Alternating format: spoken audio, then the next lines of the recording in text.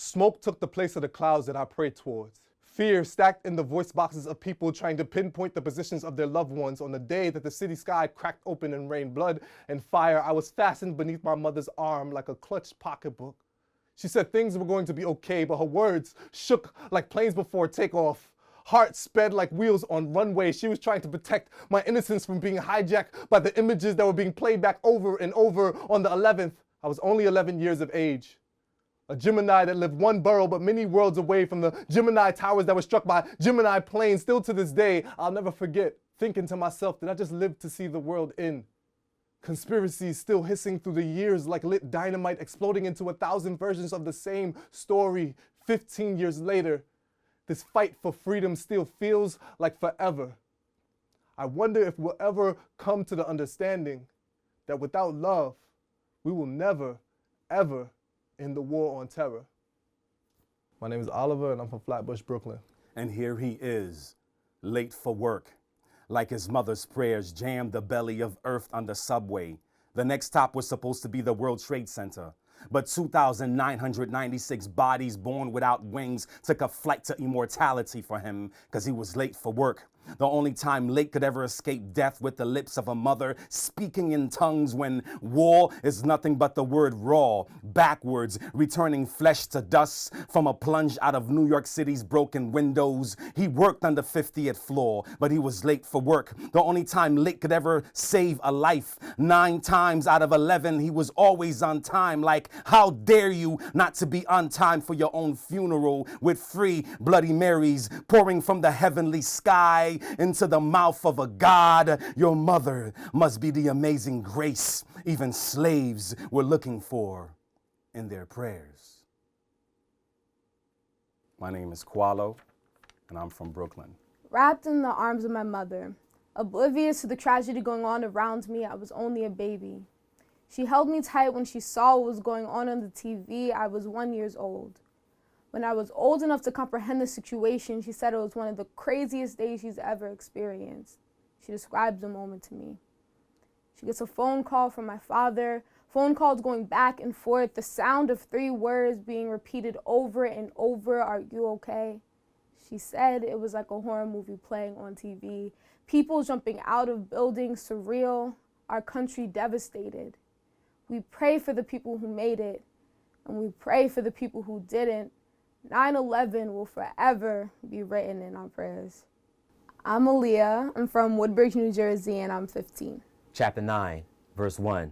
In the city that never sleeps, I saw the heavens kiss the concrete. Verse 2, I must be daydreaming. I'm seeing the sky is falling. Verse 3, I'm speechless. Verse 4, I don't read this chapter anymore. Verse 5, we are survived by the words we speak. Verse 6, is our fate written by God or man? Verse 7, hands stretched to the heavens praying in disbelief. Verse 8, is this nonfiction or fantasy? What genre is this? Who is the author of terrorism? Verse 9, thou shalt not let fear and propaganda stop you from spreading the gospel of hope and survival. Verse 10, in the city never sleeps.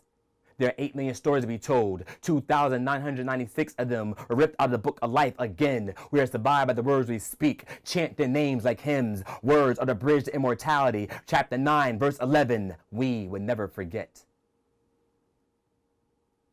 Tarishi Midnight Schuler, Hartford, Connecticut. They killed Superman, the man made of steel who lived in the sky and cradled the New York City skyline. I heard the sky was red that day, that no one could tell if his cape had wrapped around it or if the sky was bleeding too. 2 planes flew into Superman that morning, and the entire city watched him crumble, watched him no longer be a part of the sky. The big man of steel collapsed upon himself, and his cape, the size of the sky, ripped into shreds. I heard the red confetti was everywhere, that a piece had landed into the lap of every New Yorker. I heard we all felt unsafe, that the city was smoke and fear. I heard we all picked up the pieces, though. I heard that it didn't take too long for all of us to be superheroes, too. I heard that we all had capes now. We all began to fly and fight and do superhuman things. Suddenly, We had eyes that could see through rubble and find a heartbeat. We were wiping tears faster than they could fall, carrying the world on our shoulders. While carrying on, I heard we all reclaimed the sky. My name is Joel Francois. I was born in Haiti, but raised in East Flatbush, Brooklyn. That day I could see the smoke from my stoop in Brooklyn. That was the first time I've ever experienced quiet there.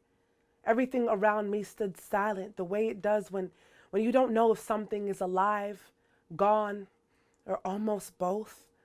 The second tower went and I figured that's when she did too. The last time I saw her, mi abuela pulled my face close to hers, hands softly rocking like a waiting boat, and said, "I've been waiting for you," then held me like she knew God was coming. For 5 years, when I looked at a clock, it always read 9/11. I guess something in me could only associate time with emergency, with a body that didn't survive the smoke, with a quick loss and a long recovery, with a heart that's been fighting like it was the landing point for 2 diving planes. And every time they say her name, I am the little girl on the stoop, eyes widen and still, watching everything burn again. Ashley August, Brooklyn, New York.